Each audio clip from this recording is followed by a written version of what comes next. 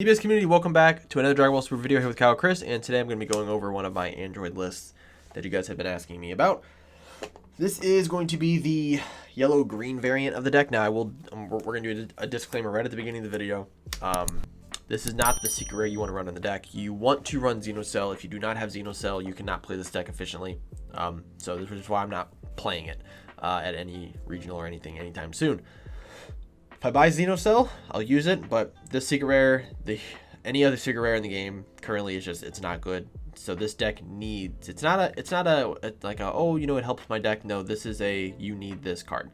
So if you do not have Xenocell, fortunately this deck's not going to run the way that it's intended to. So just keeping this in mind, I'm just using this as an example for what Xenocell would be in the deck. So I personally play the blue-yellow version of this deck, which I think fits my playstyle a little bit better, but you can use this in the deck, and it's much better. So if you have Xenocell, though, you're in luck. This deck is extremely powerful. It's a turn 3 kill almost every game. So most games, I should say. So on this side, when you attack, you search top 5 for a mono yellow android. You can awaken early if one of your androids is tapped by a skill. The way that the deck's intended is you play this Unison on turn 2, tap one of your 1-drops, and then you get to awaken. But we don't play this Unison in the deck, so we play a different Unison. So with that awaken, you can restand 1, draw 1, and then you take life down to 4. So if you do it turn 1, you could essentially awaken, draw 5, and untap 1. So it's very, very good. But we like the normal awaken because it's a restand 2, and that's very, very important. This side, you're permanent. You give all your mono yellow androids 5k on your opponent's turn. Not really sure why. Auto, you can attack. You draw 1. If you don't, you get to play a 1-drop out in rest mode, which most of them have a draw 1. So it's still like basically you're doing the same thing. Then the activate main, you can tap one of your yellow android cards and negate the skills of one of your opponent's cards in rest mode.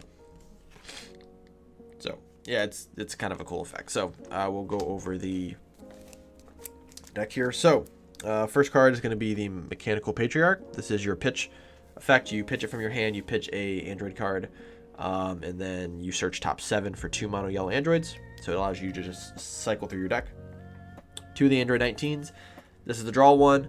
KO something in rest mode, a skillless. Now, because of all the negging that you do in this deck where you negate skills, those cards are considered skillless, so this card can target those cards in rest mode and then KO. For the Searcher from the Battle Evolution, searches top 5? Yeah, top 5 for a green or yellow android. Very important. Android 20, Skill Absorber. It's another draw 1. And then, if this card's played or switched to rest mode, you get to choose one of your opponent's battle cards in rest mode and negated skills 5 or less. So that's pretty good too. So if your opponent plays Bergamo on you or something, or they Zamasu you, you can tap this card and then negate one of their card skills in rest mode. So that's pretty cool. And then the best 1-drop in the deck is going to be the Mastermind Archetype. This card came out in set 9. It's a 1-drop. It draws you a card, so you can play it off your leader ability. So you swing, choose this, play it in rest mode. This card has an effect for 2 green and 1 yellow. You bounce this card to the drop area and you play out a 17 and an 18 with energy cost of 4 or less from your drop area. Now we'll go back into this effect later on in the deck, but just keep this card in mind. This is the playmaker of the deck. The Unison is going to be Super 17. Also came out of the Battle Evolution set. This card, it works very well with the deck. For one, it is a +2. It's really hard to get rid of. +2, you put a 4 or less android green or yellow into your drop area from your deck. So it's basically a Dr. Gero super combo.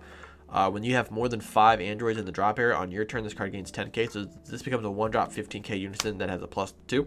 And then you can -5 to negate all of your opponent's battle card skills on the board. Does not ignore barrier. So that is the only problem. So I said it was green-yellow, so we are playing the green-yellow package. These are your check lands here. You play those. 4 of the 14 and 15 pseudo super combos. 2 of the Android 13. So this is just a proxy for the Android 13, the Arrival one, not this one. So it's just a proxy there for right now. And then 3 of the Androids, the Android 18 and Krillin Arrivals. So this is your check land. Generally, you want to charge one of these turn 1, and then turn 2 play this. That way you have your 2 green energy for this card. This card you can play it out for 2 to search top 10 to play out one of these. We don't play that reason in the deck. You can do it, just an extra added bonus. But this card is our super combo because we don't run green yellow super combos in the deck. And I think it's a cool tech, especially for green yellow and green blue decks, because we both those decks have access to a card where you can do this, and it's very, very powerful. So you don't have to use a Dr. Jiro super combo. You can just use this bad boy, or you can use this because this does the same thing. You just can't play this card out. So that's why this card's in the deck. This is a double strike that on your start of your opponent's turn, your opponent chooses 2 battle cards and they KO it. If they don't have 2 battle cards, they still have to choose the one and KO it. So they have to resolve as much of the skill as they can. And then this card is an Arrival as well. You play it, your opponent pitches a card, or you negate one of their battle card skills in rest mode. So it's another negate. This is one of the cards you technically can play off of the 20 here, but we'll go into that in a second here. And then we run 4 Krillin super combos. So we don't run any mono green cards in the deck. The only green we're getting is from our multicolor here. So the idea is that turn 1, you charge one of these. Turn 2, you charge this. Or if you have 2 of these in your hand, that's even better. When you charge these 2, everything else is going to the drop area. This card has effects in the drop area. This card has effects in the drop area. You can pitch it off of your Super 17 here, and then tap 1 to KO something. I think it's KO a you can KO a 3 or less by sending it to the warp. So once this card's in the drop area, it still has effects. This card can be played off from your hand. This card can be pitched off of this. This card can also be pitched off of this. Card can be searched off of this, and you can play it off of this. So it has a lot of effects. And because of that, we are only charging yellow in the deck. Technically, the Krillin super combo is live, which allows us to bottom deck a card and then draw 2. 1 Champa, because, you know, Champa.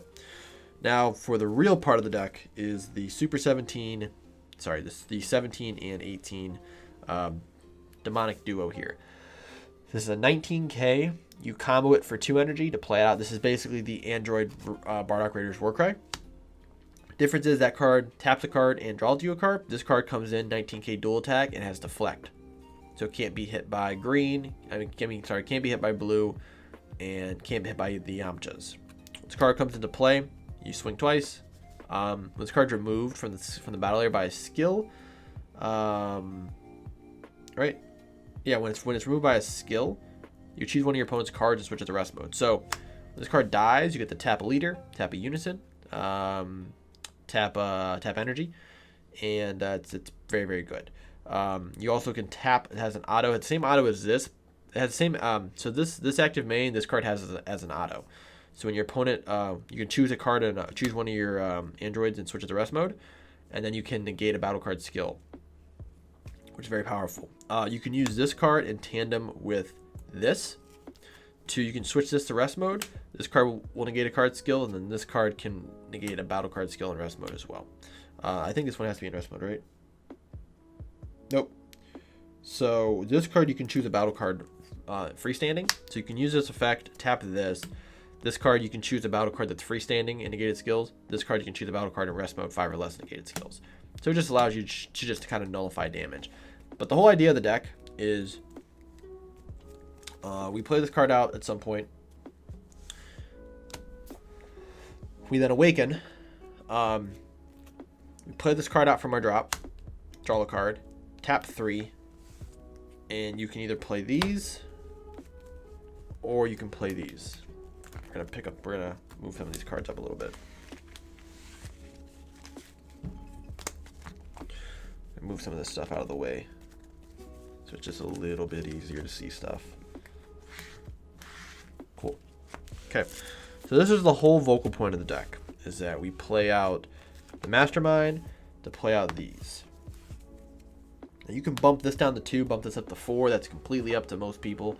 This is just the idea that I was thinking about. So you play this You play this out for free, or if you have this already on board, you can do it then. So on turn 3, if you already have this card on board, you can tap 3, pitch this card to play out these. Now, what's interesting is that this card counts as a 17 and an 18, so technically you can play out 2 dual attackers if you would really want to. You can play out this or this. You can play out both of these. That's completely up to you. There's also different targets for 17 cards as well. There's a lot of options for this card to be really good in the future for this deck. So you can do this. You can be Unawoken, use this effect, play out these 2, play out one of these 2, whatever. Awaken, restand 2 energy, and now you have 2 energy open for defense. Or you have another energy where you can play this out. And now you're already at 9 for Xenocell, which is very good. Or you can do this. You can do 2 of these for 7. Play this out here. Now you have 10.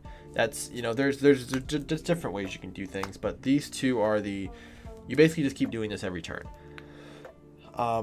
Play this. You play out one of these for dual attacking to clear boards.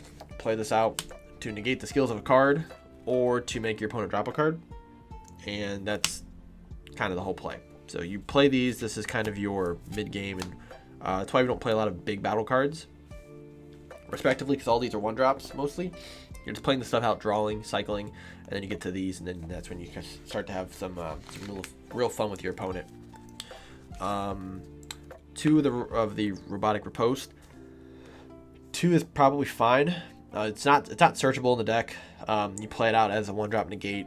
We do have a good amount of extra cards that I'm going to show you here that allow this card to become a 1-drop. And when your opponent decides to attack after that with a non-Unison card, they have to tap a battle card or tap a card.